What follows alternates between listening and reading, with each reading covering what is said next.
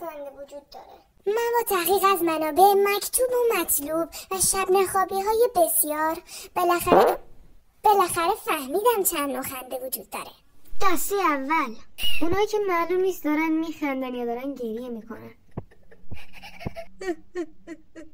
دسته دوم، اونایی که خندیدنشون با خودشونه، زنده موندنشون با خوده. دسته سوم، اونایی که بقیه رو میزنن. دسته چهارم، اونایی که عالم و آدم رو مسخره میکنن. دسته پنجم، اونایی که معمولا تو مکانهای نامناسب خندشون میگیره.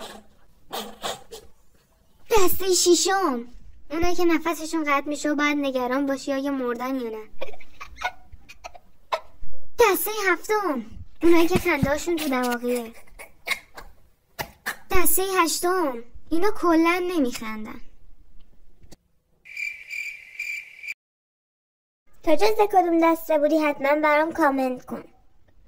در ضمن سابسکرایب با لایک یادت نره. بیادب.